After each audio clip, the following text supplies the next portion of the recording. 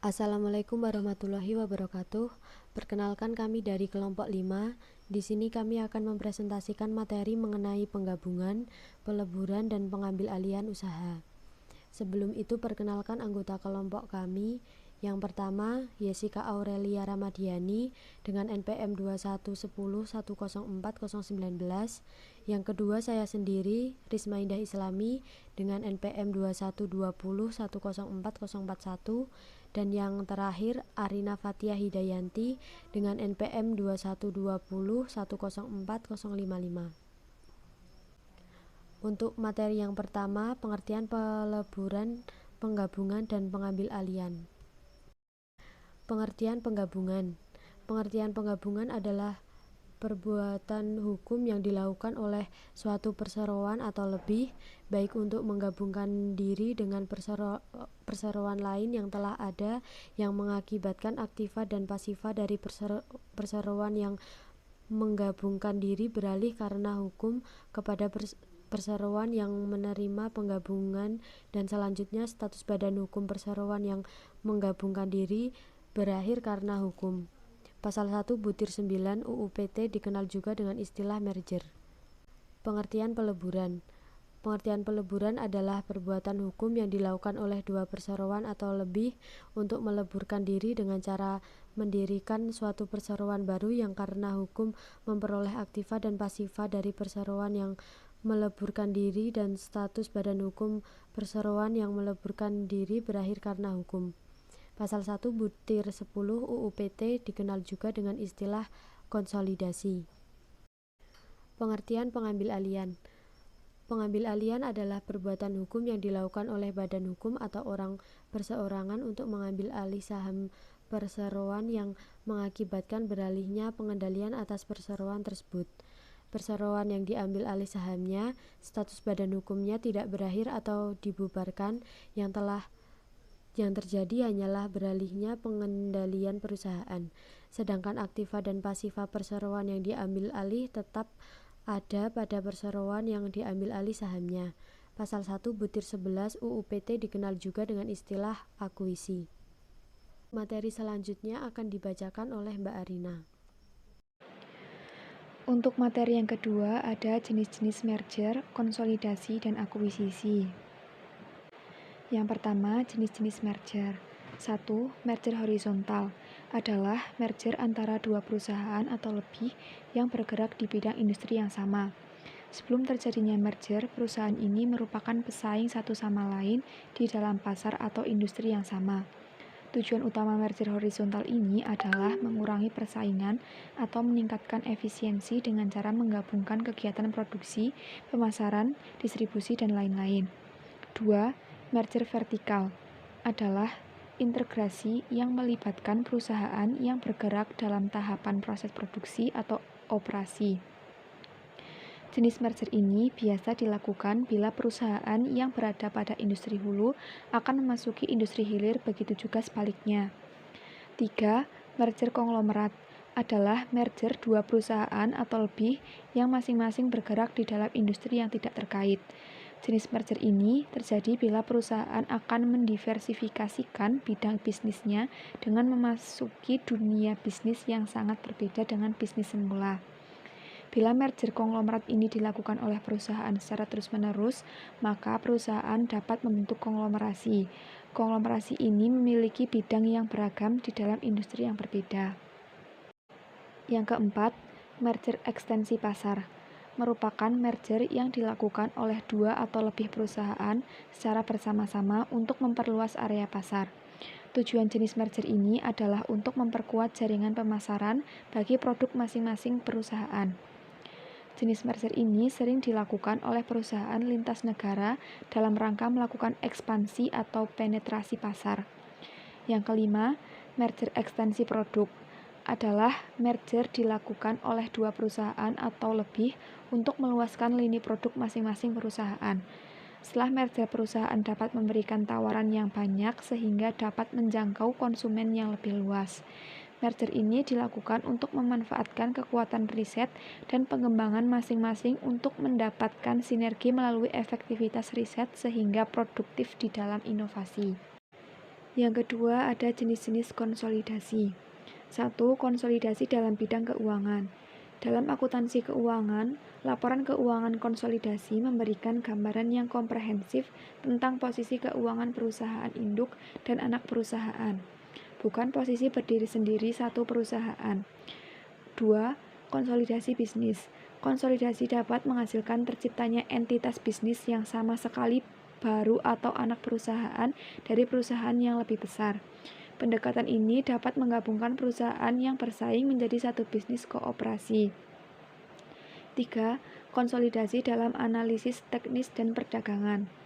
Konsolidasi digunakan di dalam analisis teknis untuk menggambarkan pergerakan harga saham dalam pola level perdagangan yang ditentukan dengan baik.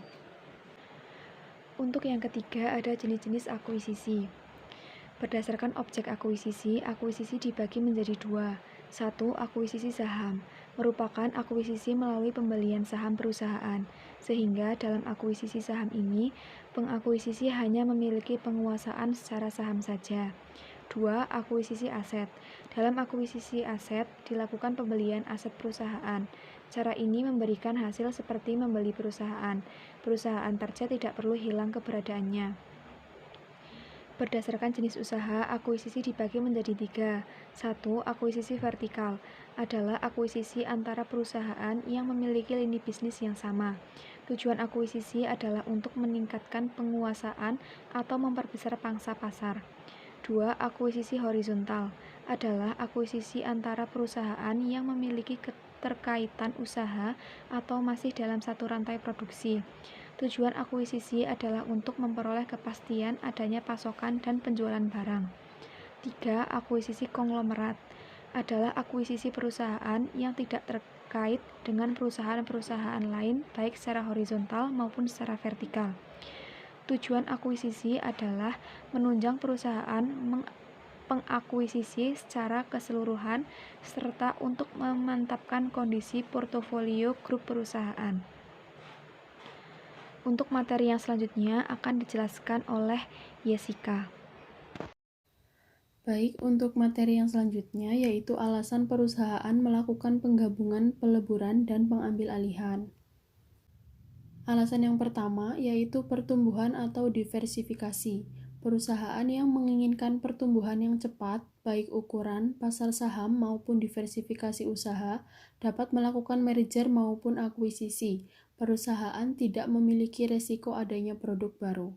Kemudian, meningkatkan dana. Perusahaan menggabungkan diri dengan perusahaan yang memiliki likuiditas tinggi, sehingga menyebabkan peningkatan daya pinjam perusahaan dan penurunan kewajiban keuangan. Hal ini memungkinkan peningkatnya data dengan biaya rendah.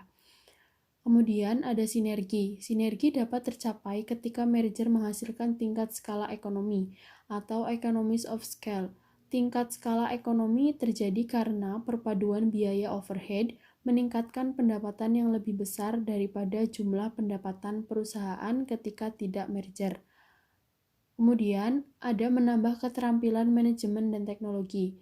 Perusahaan yang tidak dapat mengefisiensikan manajemennya dan tidak dapat membayar untuk mengembangkan teknologinya dapat menggabungkan diri dengan perusahaan yang memiliki manajemen atau teknologi yang ahli. Alasan yang selanjutnya, pertimbangan pajak. Perusahaan yang memiliki kerugian pajak dapat melakukan akuisisi dengan perusahaan yang menghasilkan laba untuk memanfaatkan kerugian pajak. Kemudian, meningkatkan likuiditas pemilik. Merger antar perusahaan memungkinkan perusahaan memiliki likuiditas yang lebih besar.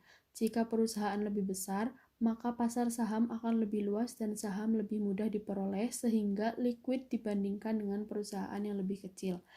Dan alasan yang terakhir yaitu melindungi diri dari pengambil alihan. Hal ini terjadi ketika sebuah perusahaan menjadi incaran pengambil alihan yang tidak bersahabat. Target firm mengakuisisi perusahaan lain dan membiayai pengambil alihannya dengan hutang. Karena beban hutang ini, kewajiban perusahaan menjadi terlalu tinggi untuk ditanggung oleh bidding firm yang berminat. Materi yang selanjutnya yaitu kelemahan dan kelebihan merger, konsolidasi, dan akuisisi. Yang pertama ada kelebihan dan kekurangan merger. Kelebihannya yaitu secara hukum, merger lebih mudah dan lebih murah dibanding pengambil alihan yang lain karena perusahaan dapat dengan mudah setuju untuk menggabungkan kegiatan operasional mereka secara keseluruhan. Kemudian untuk kekurangannya, harus ada persetujuan dari para pemegang saham masing-masing perusahaan, biasanya 2/3 bahkan lebih dari hak suara harus disetujui, sedangkan untuk mendapatkan persetujuan tersebut diperlukan waktu yang lama. Kemudian kelebihan dan kekurangan akuisisi. Kelebihannya yaitu akuisisi saham tidak memerlukan rapat pemegang saham dan suara pemegang saham sehingga jika pemegang saham tidak menyukai tawaran bidding firm, mereka dapat menahan sahamnya dan tidak menjual kepada pihak bidding firm. Dan untuk kekurangannya, yaitu jika cukup banyak pemegang saham, minoritas yang tidak menyetujui pengambil alihan tersebut, maka akuisisi akan batal. Pada umumnya, anggaran dasar perusahaan menentukan paling sedikit 2/3 atau sekitar 67% suara setuju pada akuisisi agar akuisisi terjadi. Kemudian kelebihan dan kekurangan konsolidasi. Untuk kelebihannya yaitu akan mempunyai kekuatan yang besar untuk bersaing dengan perusahaan yang lain karena biasanya proses konsolidasi dilakukan oleh lebih dari 2 perusahaan yang melebur menjadi satu. Dan untuk kekurangannya yaitu dengan adanya peleburan beberapa perusahaan mengakibatkan perusahaan lama akan hilang dan untuk mengenalkan perusahaan baru hasil konsolidasi kepada masyarakat butuh waktu yang relatif lama. Sekian presentasi dari kelompok kami. Selanjutnya saya kembalikan kepada moderator. Sekian presentasi dari kelompok kami. Bila ada salah kata kami mohon maaf. Terima kasih. Wassalamualaikum warahmatullahi wabarakatuh.